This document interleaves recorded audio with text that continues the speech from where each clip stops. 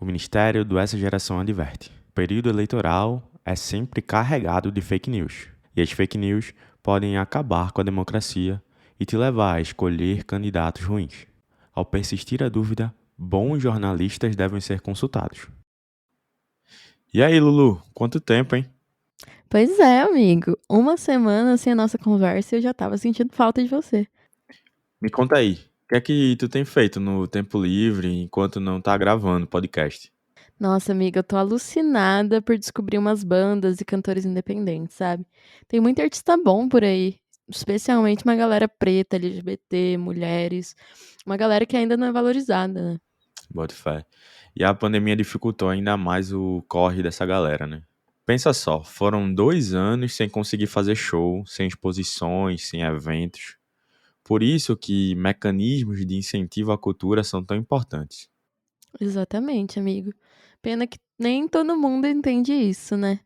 A Lei Rouanet, por exemplo, que é um dos mecanismos mais famosos de incentivo à cultura, é um dos que mais sofre ataques. Inclusive, eu sei que a Lei Rouanet é importante, mas tu acredita que eu nunca entendi exatamente como ela funciona? Tem muita gente que fala que é mamata para os artistas, né? É uma das fake news mais famosas da nossa época, sem dúvidas. Como é que a gente pode desmentir isso? Ora, ora, é isso que nós vamos descobrir no episódio de hoje. Tá na hora do nosso querido contexto. Historicamente, a cultura nunca foi uma prioridade para o Estado brasileiro. Mas com o advento da Constituição de 88, o panorama muda e a cultura passa, pelo menos em tese, a importar, possuindo uma seção específica abordada no livro constitucional. Mas o cenário tem um marco importante em 1991, com a nomeação de Sérgio Paulo Rouanet como secretário nacional de Cultura. Se você já se perguntou quem foi esse tal de Rouanet, tá aí a resposta. Além de secretário da Cultura, ele também era filósofo, antropólogo, professor universitário, tradutor e foi o responsável por editar uma nova lei de incentivo à cultura, popularmente conhecida como Lei Rouanet. A lei estabelece previsão orçamentária de recursos do Tesouro Nacional mediante o incentivo fiscal, para que as pessoas físicas e jurídicas possam investir em projetos culturais, seja por meio de doações, patrocínios ou contribuições ao Fundo Nacional da Cultura, com a possibilidade de abater do imposto de renda. Pera, então se o dinheiro vem de pessoas físicas e jurídicas e desconta do imposto de renda delas, quer dizer que não vem diretamente do governo e do dinheiro público, né? Isso aí, Caio. Esse dinheiro não entra em impostos, mas se reverte em cultura. Além disso, pesquisas já evidenciaram que esse investimento retorna ao Estado, inclusive na forma de impostos. Isso porque a cultura movimenta todo um ecossistema de investimentos na região. Entendi, Lulu. Então, traduzindo sem juridiquês, quer dizer que as empresas são incentivadas a apoiar projetos culturais, sejam eles shows, filmes, peças de teatro, entre várias outras coisas, e em troca disso, elas recebem descontos no imposto de renda. É isso, amigo. E aí os artistas podem fazer seus corres, levar cultura para os municípios e outras formas de lazer, coisa que geralmente é difícil de acontecer em algumas cidades, como a minha, por exemplo. Talvez você nem saiba, ouvinte, mas com certeza já consumiu alguma forma de cultura que passou por algum edital da Lei Rouanet. Bom, a lei passou então por uma série de mudanças desde que foi estabelecida, mas o objetivo ele continua o mesmo: promover, apoiar e estimular, priorizar a produção cultural brasileira em suas diversas manifestações artísticas. E pensando nisso, Caio, eu fui falar com uma grande amiga minha que é artista, a Lil, da banda Tuyo. A gente se conhece há muito tempo e eu lembro que quando a banda era bem pequenininha, a gente fazia umas vaquinhas de 20 conto de cada amigo pra eles viajarem, pra cantar em outras cidades. E hoje eles estão crescendo bastante, sabe? Cantando em festivais por aí. Inclusive, pros ouvintes, eu preciso contar que a agenda dela tava bem cheia. Então ela só conseguiu falar comigo durante o intervalo entre uma gravação e outra, num tempinho que parou no shopping pra comprar um presente. Então vocês vão notar alguns ruídos no áudio dela, mas espero que dê pra entender tudo. A gente aproveitou pra relembrar os velhos tempos e conversar um pouco sobre a correria da vida de artista. Não, massa demais. Então vamos nessa, ouvir esse papo.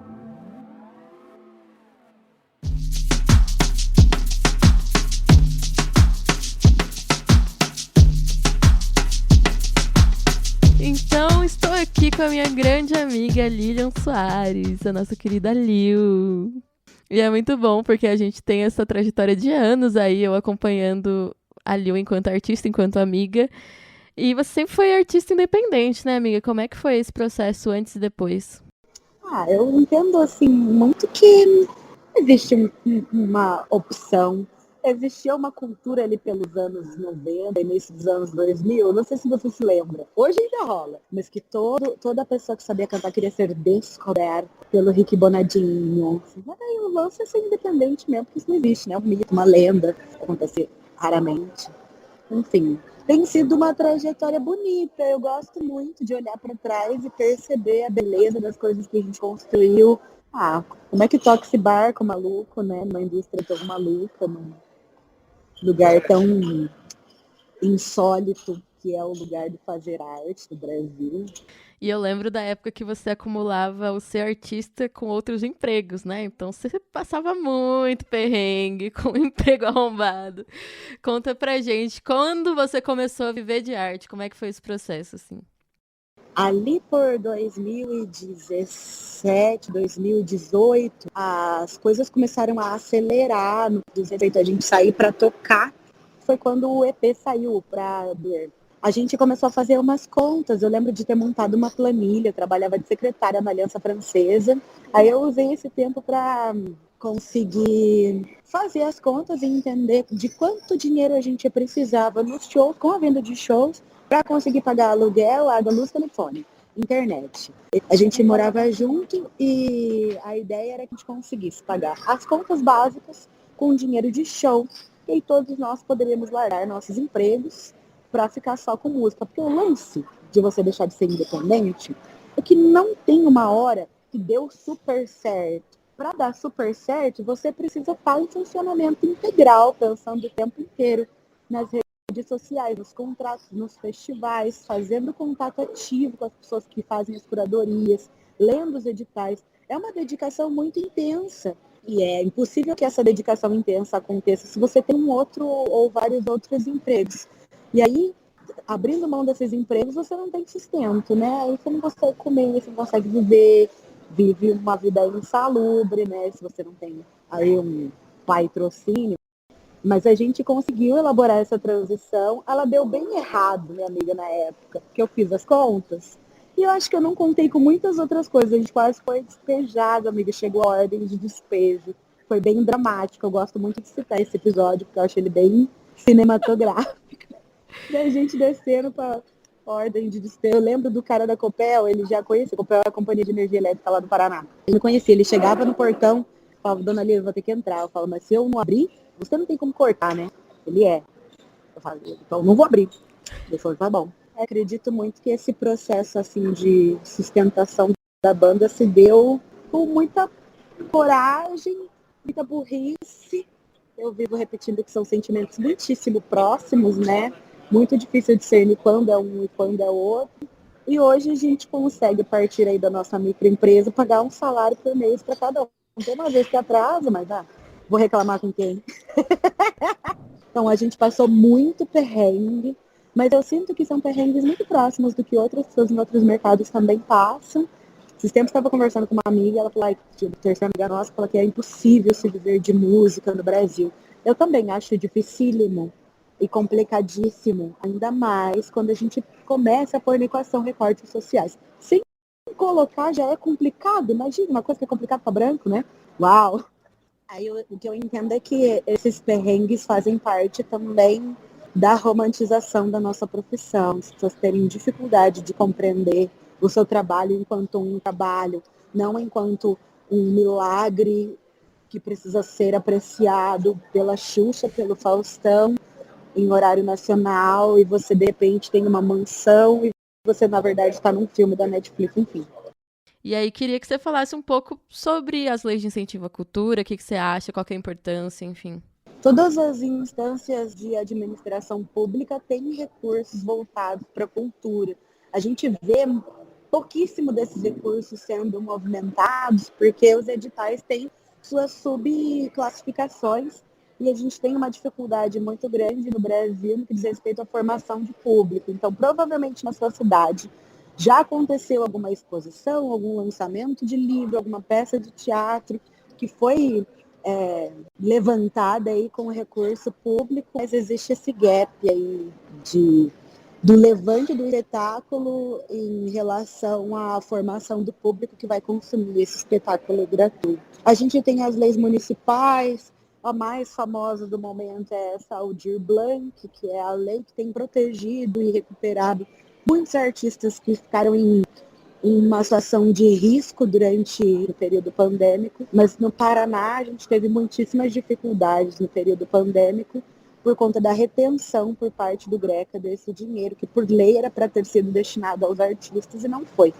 A gente se beneficiou recentemente de uma das leis mais polêmicas aí no Brasil no momento, que foi a Lei Rouanet. A gente passou nesse edital através da Natura Musical, é um projeto da Natura que reverte esse valor de impostos em espetáculos musicais, instalações, enfim. Foi por causa do Natura Musical e da Lei Rouanet que a gente conseguiu gravar o Chegamos Sozinhos em Casa. Nós fomos contemplados junto com outros artistas. Uma das coisas mais legais desse edital em específico é que ele ele faz uso da Lei Rouanet, mas não é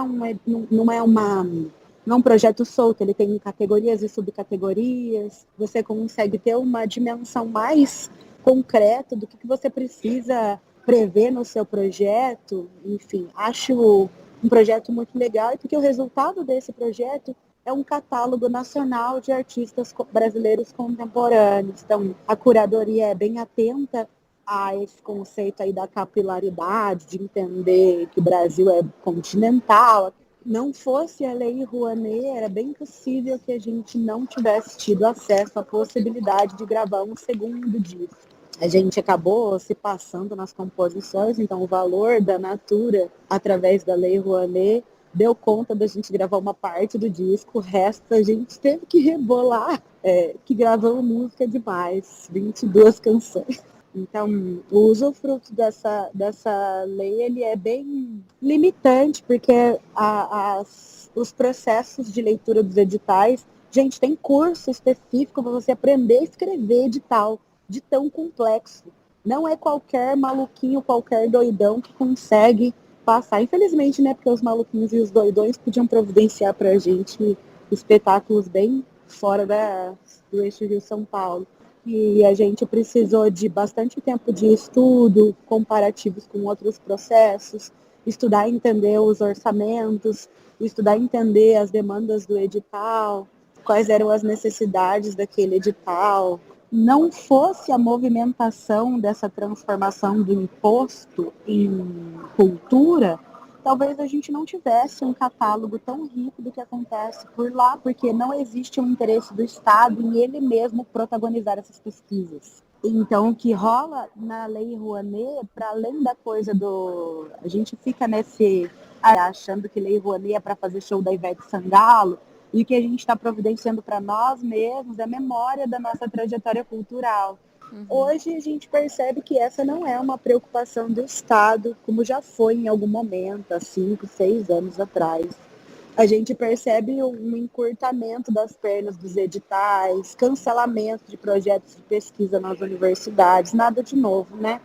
Mas a movimentação que a gente tem notado é que as iniciativas privadas, as marcas, começaram a assumir de alguma forma, claro, a fim de rentabilizar, mas no fim das contas, de alguma forma, isso tem providenciado para a gente alguma esperança de manutenção desse catálogo da memória, enfim.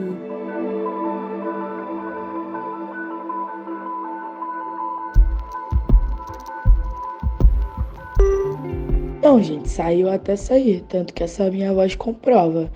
Mas eu saio, aí tem que estragar, porque eu não sei quando é a próxima vez que eu vou sair de tão caro que os negócios tá. Porque paga pra entrar, se ainda tivesse aqui nessa cidade alguma cultura de rolê de rua, tudo bem, porque dá uma barateada, né?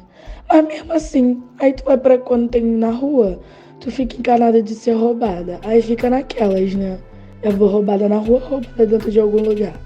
Porque aí é um preço pra entrar e chega lá dentro, cerveja cara, tudo caro. Aí fica olhando o cardápio de trás pra frente do preço, pra ver o quanto que pode pagar, pra ver o que é depois. Em vez de ser do que você é, pra poder olhar depois o que é o preço. Aí fica aquela dificuldade, não consegue nem ficar bêbada. É um inferno ser jovem nesse país.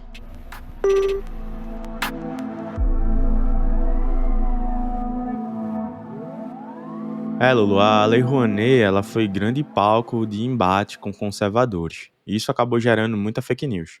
O grande mote dessa galera é falar que a lei dá dinheiro do governo pra vagabundo, ou que ela incentiva a ideologia de gênero, e há um tipo de cultura que eles não aprovam.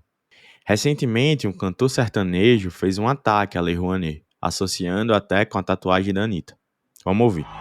Nós somos artistas que não dependemos de Lei Rouanet. O nosso cachê quem paga é o povo. A gente não precisa fazer tatuagem no toba para mostrar se a gente está bem ou não. A gente simplesmente vem aqui e canta. Que o Brasil inteiro canta. E o que será que a Marjorie tem pra nos dizer sobre esse assunto? Bom, bora perguntar a ela, né? Diz aí, Marjorie. Lembrando, para quem não se lembra, que Marjorie é a nossa jornalista convidada que vai aparecer nesse e nos demais episódios, comentando de forma técnica as fake news.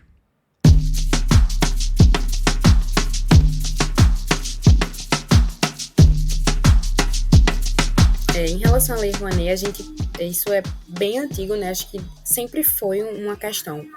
E eu acho que isso parte muito da ideia que a gente tem enquanto sociedade de não privilegiar a cultura como algo necessário também, sabe?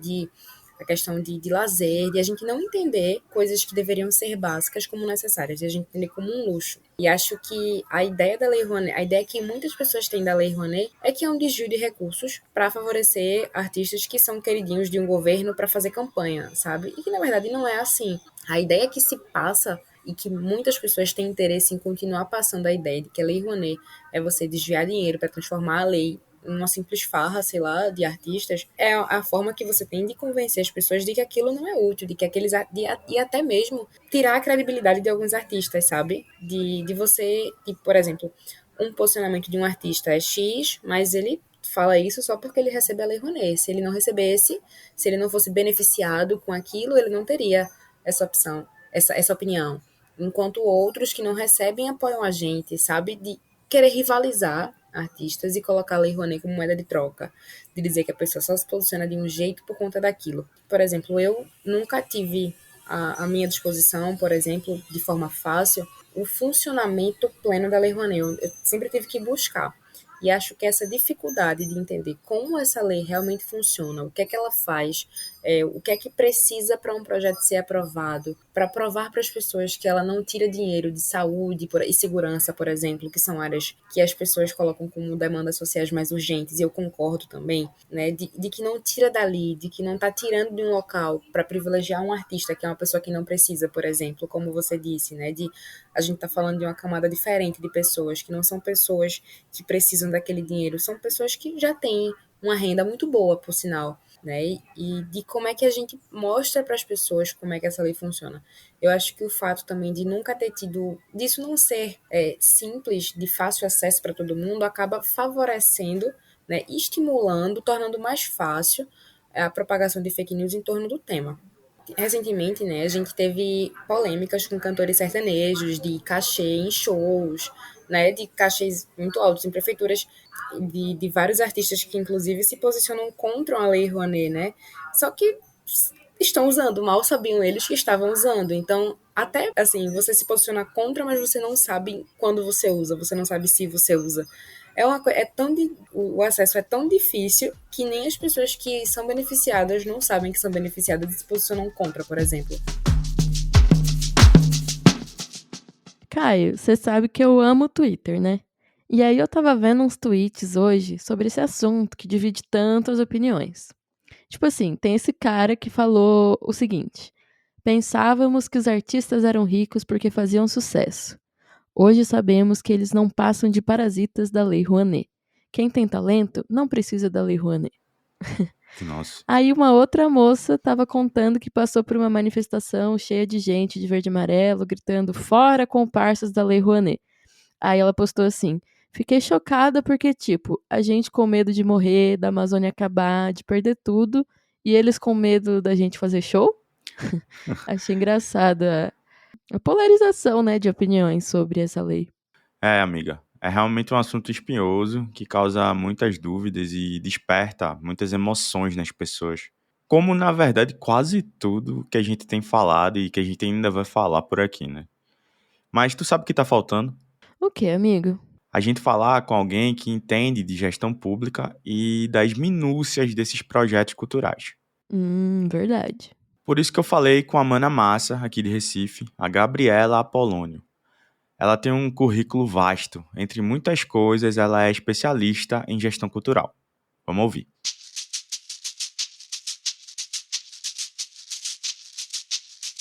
Primeiro, por que é que a Lei Rouanet ela é tão atacada? A Lei Rouanet, ela foi criada final do governo Sarney, início do governo Collor, né? Ali final da década de 1980, início da década de 1990. E aí ela veio para suprir uma determinada parcela da população, que na realidade era dos fazedores de cultura, na realidade, né? Que eram os grandes empresários, né? Até nessa época, principalmente no governo Collor, o Ministério da Cultura ele foi extinto.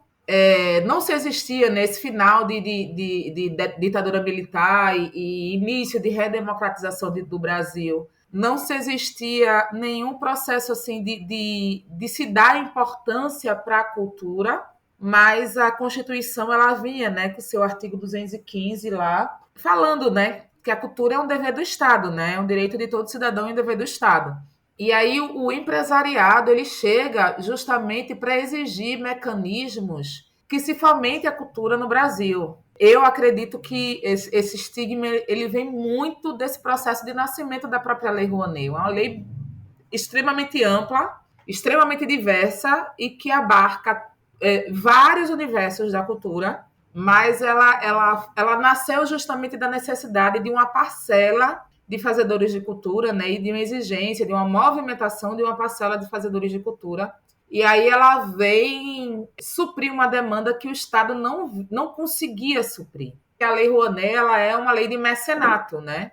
Esse termo ele vem já lá do período da Renascença, do Renascimento, né? Século XV, século XVI, mais tarde século XVII, que significa dizer que uma pessoa que tem posses, ela investia na cultura, né? Investia nos artistas. Esses senhores, normalmente senhores feudais ou grandes burgueses, eles eram chamados de mecenas. E aí, o que posteriormente passa a ser também financiado pela coroa, né? A coroa é quem banca boa parte dos compositores e dos dramaturgos, né, da época. E existem contratos que são assinados. E esse termo ele passa a ser utilizado para qualquer ação que haja um financiamento feito por alguém com vistas a algum tipo de retorno. Então, o mecenato no Brasil é um dos sistemas, né, de incentivo à cultura dentro do governo federal. Elas estão diretamente ligadas ao processo de isenção fiscal. O artista, o proponente, o produtor, a produtora precisa buscar as grandes empresas, né, ou as empresas para elas abrirem mão de pagar o imposto e repassar esse recurso para o projeto, né, para a proposta que foi aprovada. Acaba que as empresas, as grandes empresas, elas preferem vincular por muito tempo, na realidade, preferiram vincular seu nome a grandes artistas, a grandes trabalhos. Então, por muito tempo, por muitos anos, assim, acho que umas 2 décadas mais ou menos, a Lei Rouanet ela ficou muito restrita aos grandes artistas, aos grandes produtores e aos grandes fazedores de cultura, porque eram essas pessoas que as empresas buscavam financiar. E aí acabou ficando muito com esse estigma, porque como era ligada a grandes artistas, grandes eventos, grandes produções, ficou ligada a grandes valores, né? E aí, ficando ligada a grandes valores, acaba dando margem a outros tipos de interpretação, sem falar que existe também um processo de perseguição da cultura, né? Então, o fazedor de cultura, o artista, o produtor, a produtora, né? Eles são vistos como pessoas que não têm ocupação. Ser financiado pelo Estado é como se fosse coisa de vagabundo, né? As pessoas não olham que é um incentivo como um incentivo a qualquer outra empresa. Gabi, e me conta, que mais políticas existem de incentivo à cultura hoje? Hoje em dia, a gente tem vários instrumentos legais construídos que garantem a proteção, salvaguarda, fomento e incentivo à cultura por parte do Estado e o acesso e o direito ao acesso e à democratização dessa cultura por parte não só dos fazedores de cultura, mas também da população em geral. Esses mecanismos eles estão reunidos em várias leis diferentes. A lei maior que a gente considera é a Constituição brasileira, né? Mas ela está reorganizada dentro do Sistema Nacional de Cultura, onde a gente tem um Plano Nacional de Cultura, as suas leis e portarias vinculadas. Nós temos a Lei da Cultura Viva, nós temos a Lei da Economia Criativa, né? A gente tem a regulamentação dos fundos, né, que foi feita agora há pouco. E dentro do Estado, ela segue também um padrão muito parecido. E nós temos os instrumentos também de atuação da população, né, de controle social da população, como instância também geradora, né, de políticas e instância de monitoramento, acompanhamento, proposição dessas políticas públicas, que são os fóruns, as conferências nacional, estadual, municipal de cultura, e são os conselhos, fóruns e conselhos de cultura, as câmaras setoriais de cultura que nós temos hoje em dia. É dentro desses espaços em que a cultura, em que a sociedade, de um modo geral, ela pode adentrar, acompanhar mais diretamente, construir de maneira colegiada junto aos governos, né, às gestões executivas, o que a gente quer para a nossa cultura, para a cultura do nosso território. Tu consegue explicar para nossa audiência qual a importância de se ter incentivo público para a cultura brasileira? A importância, assim, como eu falei, né? A importância da cultura e de incentivar a cultura para a população brasileira diz respeito a quem a gente é, de onde nós viemos e para onde nós vamos, né? A cultura ela é parte intrínseca da construção da nossa sociedade, da nossa identidade e da forma como nós nos relacionamos com o meio. Então, fazer cultura diz respeito à nossa possibilidade de estar no mundo.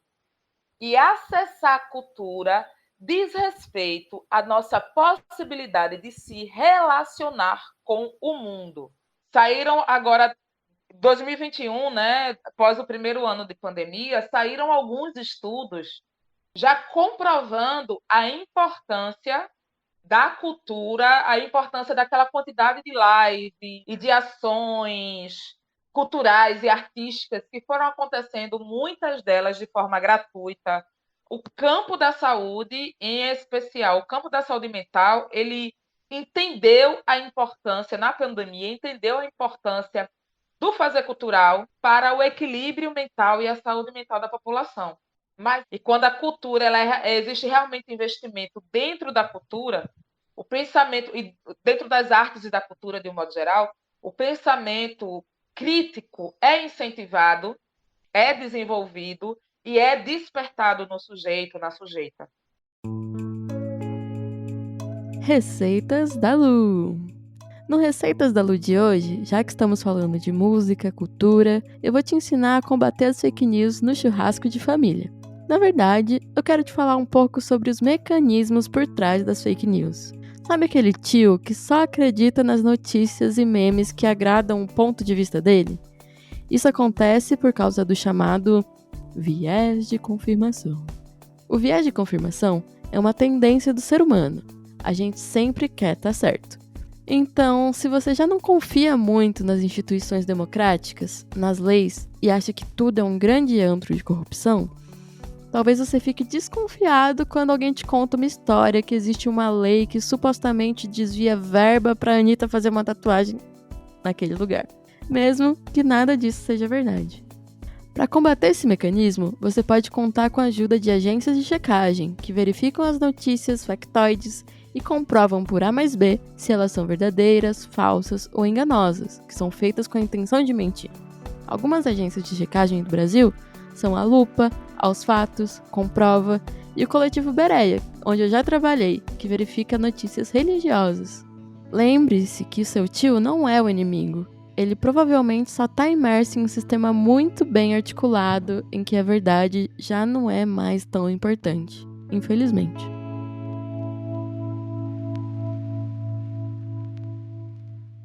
Com essas duas maravilhosas convidadas, a gente não podia deixar de perguntar a elas como a gente garante um futuro melhor para a classe artística, também para a cultura brasileira como um todo, né? Perfeito, Caio. Vamos ouvir a Liu e a Gabi? Bora!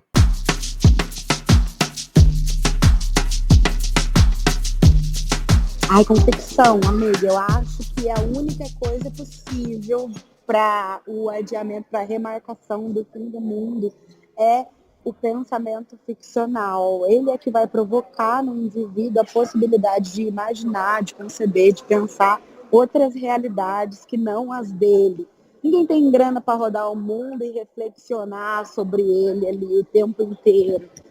Alguns têm, não fazem uso desse privilégio, enfim. A literatura de ficção é que empurra a gente para fora da gente mesmo, fora das televisões, e é você que vai criar as imagens da sua cabeça. Eu não acredito num mundo mudado sem literatura ficcional. Essa é a minha dica. Eu prevejo, e eu espero que realmente eu esteja certa, né, assim, que o associativismo, que o estar junto, a comunidade vai estar cada vez mais forte. A gente percebeu, justamente, principalmente nesses últimos 4 anos, que o ato de estar só enfraqueceu e de se isolar enfraqueceu muito os nossos movimentos. E aí a gente precisa buscar cada vez mais o ato de aquilombar-se, né? O ato de se juntar, o ato de estar junto, de construir junto, de caminhar junto, respeitando as diferenças, né? Respeitando a luta de cada um, porque cada um tem uma guerra individual, mas entendendo que todos nós estamos na mesma tempestade, que a gente precisa, para não afundar, cada um no seu barquinho, na sua boia, no seu bote ou no seu iate, a gente precisa ancorar-se no outro, para a gente conseguir atravessar essa tempestade que a gente vive hoje, principalmente com relação à cultura. Uma outra questão que eu vejo, que eu vislumbro, e com muita clareza, assim, né, é o ato de você buscar a informação. A juventude hoje está cada vez mais buscando informar-se e formar-se, seja dentro de uma estrutura acadêmica, ou seja, trocando conhecimento com seus pares. Isso é muito importante para quem faz cultura, porque já se foi o tempo em que a gente tem pessoas que apadrinham a gente e que botam a gente no colo e avançam, né? Dentro do que a gente vive hoje, principalmente quem faz cultura, que a maioria das pessoas que fazem cultura são pessoas negras, a gente vive um processo de não reconhecimento da nossa legitimidade, porque nós estamos buscando nós encontramos nossa independência. Na realidade, nós encontramos nossa independência. Se a gente não se informar, se a gente não buscar trocar conhecimento, a gente pode ficar fadado a cair no conto do vigário. E aí eu falo do conto do vigário, são as pessoas que estão na gestão fazendo política pública. E aí vão passar governos e o recurso ele não vai ser distribuído democraticamente, as ações de políticas culturais vão se restringir a coisas poucas, mesmo a gente tendo leis que garantem uma imensidão de ações de política pública. E se a gente não se informar e não se mantiver nesse processo comunitário de associativismo e de controle social de maneira coletiva, a gente não vai conseguir avançar. A gente vai permanecer no patamar em que a gente está hoje em dia. Sabe, amiga, eu fico muito assustada de ver como o mecanismo das fake news funciona. E eu acho que a gente teve um exemplo muito grave recentemente, que foi a pandemia, né? A Covid-19 atravessou todo mundo e veio junto com uma enxurrada de desinformação. Não, total. E sabe o que é mais louco? Eu ficava, na época, pensando, quando eu via o nível, né, das mentiras que inventavam, eu pensava, cara, quem é que vai cair nessa? E no começo, não sei se tu lembra, tinha aquela coisa meio otimista de achar que a gente ia se unir, a gente ia sair todo mundo melhor da pandemia, né? No final, não foi o que aconteceu. Acho que algo que tinha um potencial de união maior acabou virando mais divisivo. E tudo isso a gente tem que dizer por causa das fake news, né? Das mentiras e da emoção que essas notícias falsas acabam passando e manipulando nas pessoas. Exatamente. Foi vacina com chip da besta, foi cloroquina, foi um monte de fake news que levou só a mais morte, mais morte, mais morte. E é sobre isso que a gente vai falar no próximo episódio dessa temporada do Essa Geração. Tô animada. Também. Apesar do tema difícil. Mas bora lá, né? Bora lá. Essa Geração é um podcast da Fundação TID Setúbal. E essa temporada é produzida pela Griot Podcasts. Nossa editora é a Bianca Ratti e o nosso pesquisador para roteiros e pautas é Luiz Paulo Santana, mestre em antropologia. A coordenação do projeto é tocada pela Fernanda Nobre, da TID Setúbal. Beijo, Fê.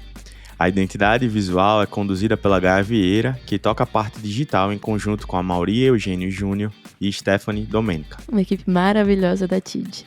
A nossa trilha sonora é composta por Chico Correia. A gente quer agradecer a participação da Lil Soares e da Gabriela Apolônio, além da nossa querida Marjorie Correia, que ainda vai aparecer mais vezes aqui. Eu sou Luciana Petersen. E eu sou Caio Santos.